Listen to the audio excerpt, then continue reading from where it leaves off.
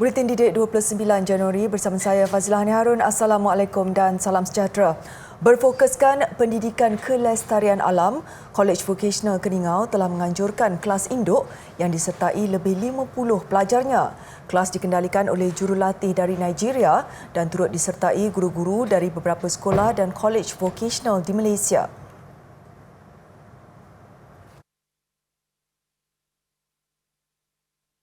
Berlangsung secara dalam talian pada 27 Januari lalu, kelas induk itu dikendalikan seorang guru terkemuka oleh Syegun Adini. Beliau yang juga bekas finalis Anugerah Guru Global 2021 telah membuat perkongsian selama sejam melalui aplikasi Google Meet. Adini memperkenalkan pelbagai aktiviti yang boleh dilaksanakan oleh pelajar dalam meningkatkan kesedaran orang awam untuk memelihara alam sekitar. Antaranya projek membuat pasu bunga dari tuala mandi terpakai serta mengubah suai tayar lama menjadi tempat duduk. Guru ini menerapkan corak seni yang diilhamkan daripada motif etnik dalam setiap pengubahsuaian terhadap barang-barang terpakai. Pengarah KV Keningau, Christine Stanislaus Kinsik berharap kelas induk ini dapat mengubah perspektif warga kolej agar mereka mementingkan aktiviti-aktiviti yang dapat mengurangkan pencemaran alam sekitar, terutamanya penggunaan plastik sekali pakai. Ujarnya lagi, kelas ini adalah salah satu inisiatif pengantarabangsaaan kolej itu untuk terus memberi pengalaman kepada pelajar dan guru berinteraksi dengan guru-guru dari negara lain. Seorang murid tahun 4 Sekolah Agama Seri Medan di Batu Pahat, Johor tetap bersemangat untuk menduduki peperiksaan walaupun terpaksa meredah banjir. Nur Afifah Laila Ewan Najib pergi ke sekolah menaiki sampan sejauh 200 meter bersama bapanya selepas kediaman mereka di Kampung Parit Warijo ditenggelami air. Menurut ibunya, Rohana Slamat, hari ini merupakan hari pertama anaknya itu menduduki peperiksaan bagi Sekolah Agama Kerajaan Johor. Dia bersyukur barangan penting termasuk buku sekolah anaknya dapat diselamatkan kerana rumah mereka pernah beberapa kali dimasuki air banjir sebelum ini. Air naik banjir, raya Cina lah. Ya, daripada hujan-hujan tu sikit-sikit dah naik lah. Pada mana tadi? Ya? Pada mana tadi air naik? Air dah dekat rumah saya dah paras lutut lah. Paras lutut lah? Ada kerosakan apa-apa tak? Oh, pintu confirm lah. Apa ini terendam. Semua barang pun tadi saya dah perabot-perabot saya dah cuba movekan ke atas lah. Naik-naikkan dengan suami saya. Rohana mengakui walaupun diuji dengan banjir, ia tidak mematahkan semangat anaknya untuk menduduki peperiksaan, malah Nur Afifah berazam untuk mendapat keputusan cemerlang. Sementara itu, 180 mangsa daripada 46 keluarga dipindahkan ke Pusat Pemindahan Sementara PPS Dewan Orang Ramai Seri Medan yang dibuka semalam. Pukul 7 makin lama makin air makin laju. Makin mendadak lah. Macam tak jangka. Selalu dulu 2006 kita pun tak menyangka air macam begitu laju. Dah berapa lama 2006 sampai 2023 ni. Biasanya kalau hujan lebat macam mana pun takkan banjir. Tapi tiba-tiba macam ni memang tak berjangka lah.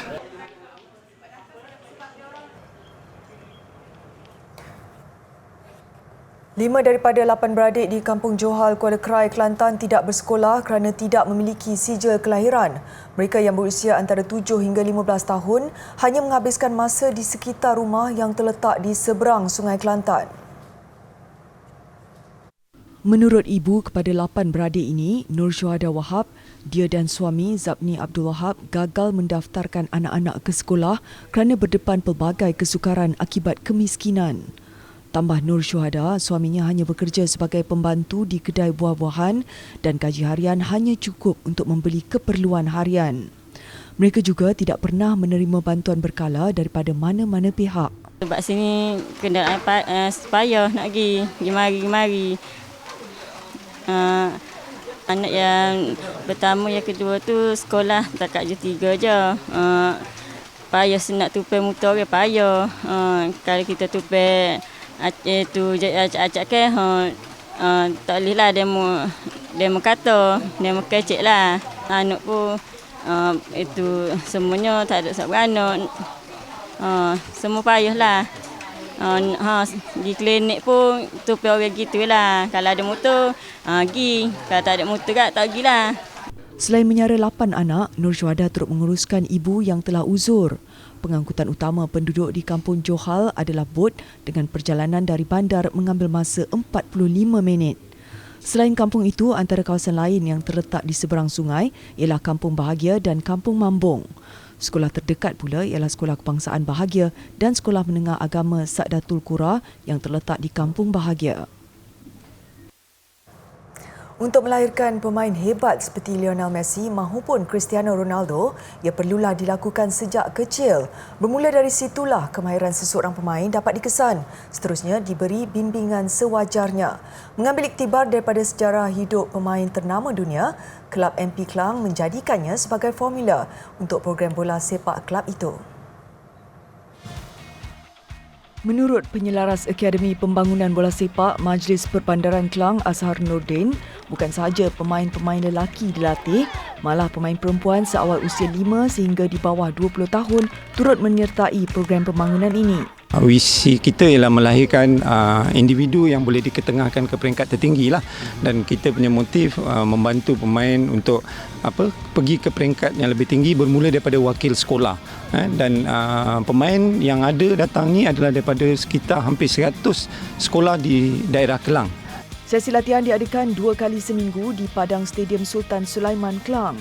Bukan sahaja tertumpu untuk anak-anak kelahiran Kelang, matlamat kelab ialah untuk meramaikan penyertaan dan menjadikan satu aktiviti komuniti dengan adanya fasiliti yang disediakan Majlis Perbandaran Kelang MPK. Pemain yang menyertai program ini selalu diingatkan agar menunjukkan prestasi terbaik agar mampu menarik minat penaja untuk mendapatkan tajaan ke peringkat yang lebih kompetitif. Pemain yang menyertai akademi ini akan dihantar untuk pemilihan peringkat daerah, seterusnya ke peringkat pemilihan kelab di seluruh Malaysia. Sempena cuti sekolah Disember lalu, Perpustakaan Negara Malaysia tidak ketinggalan mengadakan pelbagai aktiviti. Menurut Pengarah Perpustakaan Awam dan Komuniti Ali Rashid, sepanjang tempoh itu lebih 15 aktiviti telah dijalankan pihaknya. Aktiviti terbabit bukan hanya dilakukan di Perpustakaan Negara, malah 5 lagi lokasi perpustakaan sekitar Lembah Kelang. Sambutan setiap aktiviti amat memberangsangkan sekaligus membuka persepsi masyarakat bahawa perpustakaan bukan hanya gedung buku semata-mata. Dengan menyajikan lebih 15 aktiviti yang kami sajikan untuk kanak-kanak.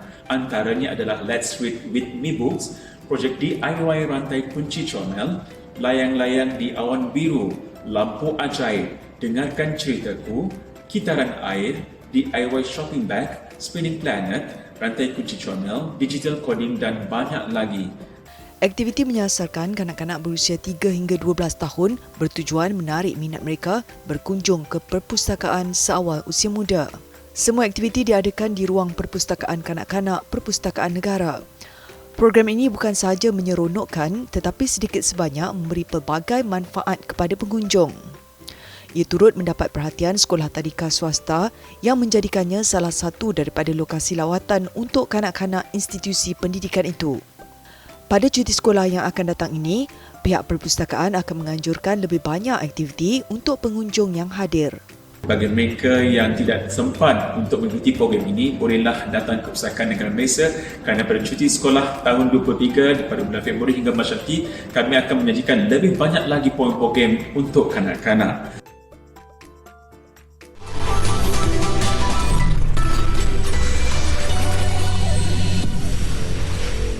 Di saat teman sekuliah menikmati zaman remaja, Nasrul Hazra Nasir tergerak menjejaki warisan Melayu dengan mengumpul keris. Semuanya gara-gara khuatir pusaka bangsa itu hilang ditelan zaman. 15 tahun berlalu, cintanya terhadap senjata tradisional orang Melayu itu semakin mendalam sehingga sanggup berhabis RM500,000.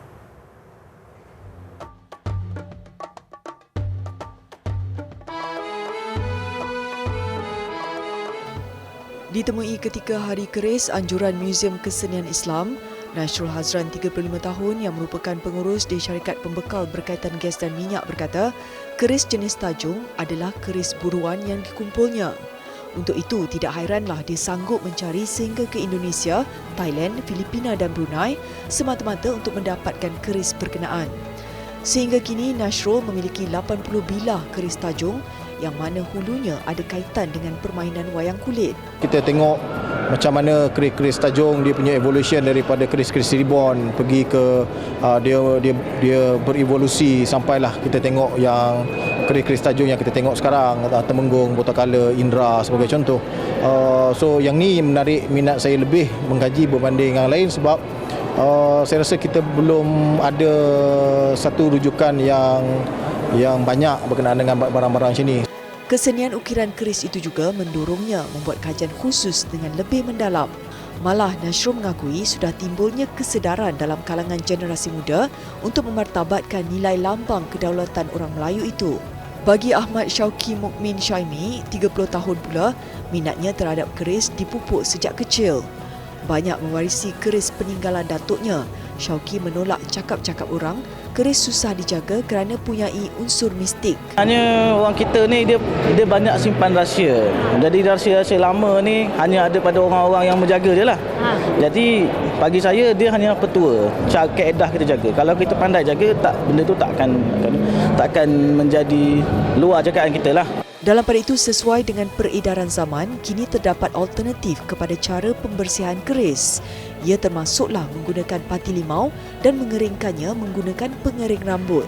Pasal dulu dia tak ada teknologi pengering dan sebagainya, dan asap tu sebenarnya berfungsi, pasal tu digunakan kemian untuk berwangi, untuk mewangikan bilah keris, dan sebagai salah satu fungsi lain sebenarnya untuk mengeringkan bilah keris lepas dicuci dan diasapkan. Macam sekarang saya tak perlu asapkan, saya perlu sapu minyak dan kita sapu minyak atar ataupun wangian yang kita suka. Ini adalah julung kalinya Muzium Kesenian Islam menganjurkan Hari Keris. Menerima kunjungan orang tempatan dan pelancong asing, pelbagai aktiviti diadakan termasuk demonstrasi mengikat samping dan pemakaian tengkolok, persembahan qasidah serta demonstrasi keris berdiri.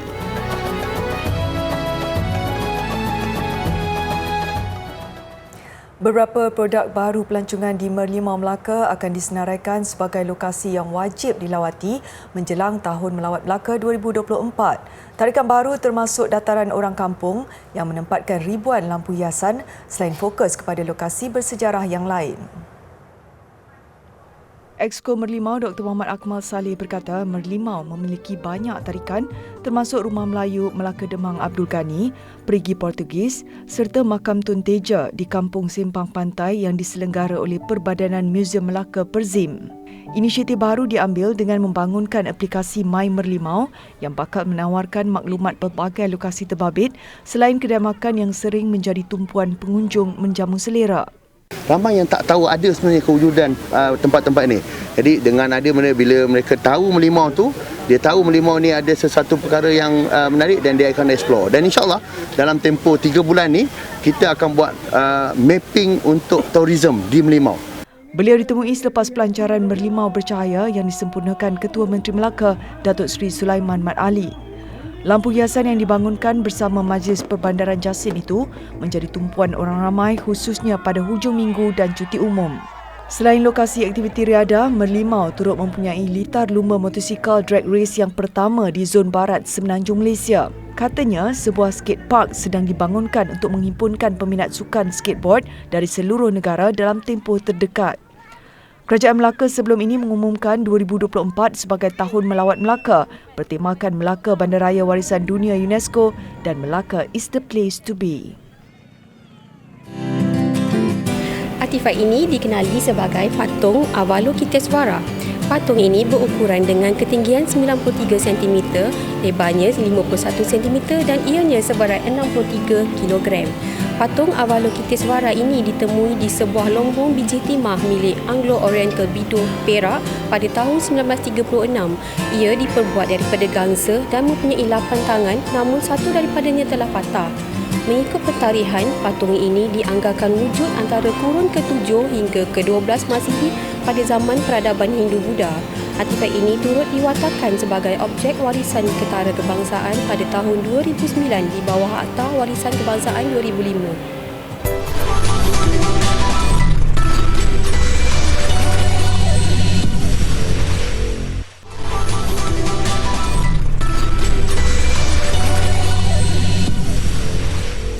Komet hijau yang kali terakhir dilihat kira-kira 50,000 tahun lalu dijangka membuat laluan di bumi. Menurut laporan sebuah agensi berita Jerman, objek angkasa itu berasal dari awan Oort iaitu paling luar dari sistem suria. Ia dijangka datang paling hampir dengan bumi pada 1 Februari ini dengan jarak kira-kira 45 juta kilometer. Kali terakhir ia melepasi planet ini ialah ketika zaman batu kerana ia mengelilingi matahari setiap 50,000 tahun. Kehadiran komet kali ini pertama kali dikesan pada Mac 2022 menerusi fasiliti sementara Zwicky di California. Cahaya hijaunya adalah hasil sinaran ultra ungu matahari yang menerangi gas di permukaan komet. Ia sangat terang untuk dilihat dengan mata kasar di kawasan yang mempunyai cahaya minimum.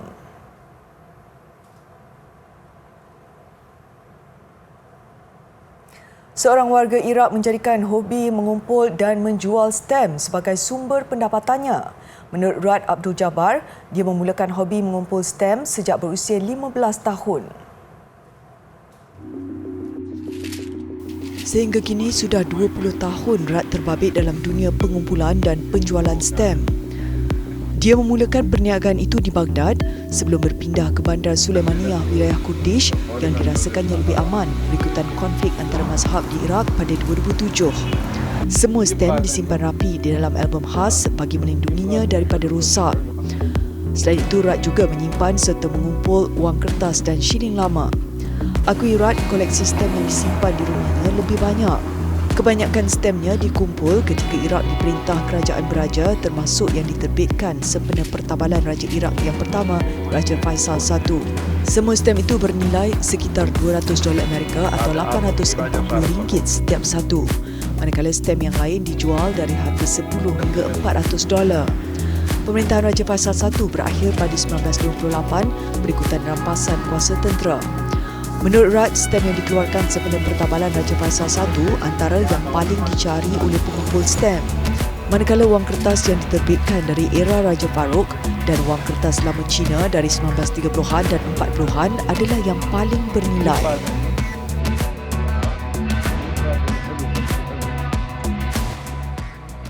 Enam lagi rekod dunia dicipta sensasi K-pop Blackpink. Agensi kumpulan itu, YG Entertainment, mengesahkan 6 gelaran baru itu ditambah secara rasmi dalam Guinness World Records beberapa hari lalu.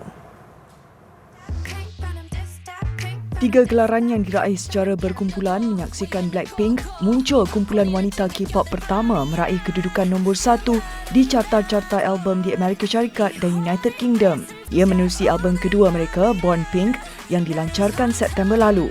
Blackpink juga menerima pengiktirafan persembahan Metaverse terbaik di anugerah muzik video MTV VMA pada Ogos 2022 melalui konsert di PUBG Mobile.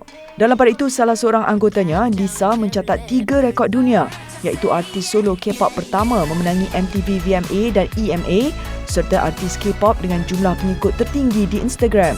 Setakat 19 Januari lalu, rapper kelahiran Thailand itu memiliki lebih 86 juta pengikut. Dengan 6 gelaran terbaru ini, Blackpink kini memiliki 19 rekod dunia Guinness secara solo dan berkumpulan.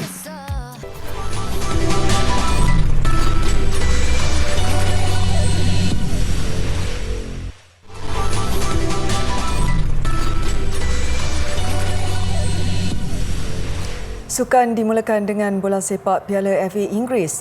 3 jaringan pemain Brazil membantu Manchester United mara ke pusingan kelima. United mengalahkan Reading 3-1 di Old Trafford. Reading hadir ke Old Trafford dibimbing oleh bekas pemain United Paul Ince. Berjaya menyaingi United sepanjang 45 minit, gawang Reading yang dikawal Joe Lumley bolos juga pada minit ke-54 hasil jaringan pemain Brazil Casemiro berikutan lorongan rakan senegara Anthony. 4 minit kemudian, Casemiro sekali lagi menjadi tumpuan. Kali ini hasil rembatan jarak jauh untuk United mendahului 2-0. Minit ke-66, United terus selesa di depan, juga menerusi pemain Brazil Fred dengan gaya bersahaja menewaskan penjaga gol lawan. Reading kehilangan penyerang Andy Carroll yang dibuang padang menerusi kad kuning kedua, nyata tidak mudah mengalah dan berjaya membawa pulang gol sagu hati hasil tandukan Amadou Salif Mbengue minit ke-72. Kekal 3-1 sehingga whistle penamat, United meneruskan cabaran ke pusingan kelima Piala FA. Turut ke pusingan kedua, Tottenham Hotspur yang mengalahkan satu lagi kelab Liga Kejuaraan Preston North End. Beraksi di arena sendiri, Preston menampilkan permainan kemas pada babak pertama yang nyata menyukarkan Spurs. Bagaimanapun, penguasaan Spurs sukar dikekang menyaksikan Son Heung-min membuka jaringan 5 minit selepas rehat. Bintang Korea Selatan ini memperagakan kelas tersendiri menerusi satu lagi jaringan menarik pada minit ke-69. Penjaga gol tuan rumah Freddie Woodman tewas lagi 3 minit sebelum perlawanan tamat menerusi percubaan jarak dekat pemain baru Spurs, Arnav Danjuma yang membolehkan pasukannya menang 3-0. Ke perkembangan tenis terbuka Australia, bintang Belarus Aryna Sabalenka meraih kejuaraan Grand Slam sulung dalam kariernya selepas memenangi final perseorangan wanita. Diletakkan pilihan selaku pemain nombor 5 dunia berbanding lawan di kedudukan ke-25, Sabalenka bagaimanapun terpaksa bekerja keras sebelum menewaskan pemain Kazakhstan, Elena Rybakina. Rybakina berjaya mencipta kejutan apabila mengungguli set pertama 6-4. Namun Sabalenka bangkit pada set kedua 6-3 untuk mengheret aksi ke set penentuan. Set ketiga berlangsung cukup sengit memakan masa hampir sejam sebelum Sabalenka mengesahkan kejuaraan dengan kemenangan 6-4. Sabalenka sebelum ini pernah bergelar juara terbuka Australia dalam kategori beregu wanita bergandingan dengan Elise Mertens dari Belgium. Kemeriahan Festival Negara Balkan yang berlangsung di Bulgaria mengakhiri buletin didik. Saya Fazlani Harun, salam hormat. Assalamualaikum.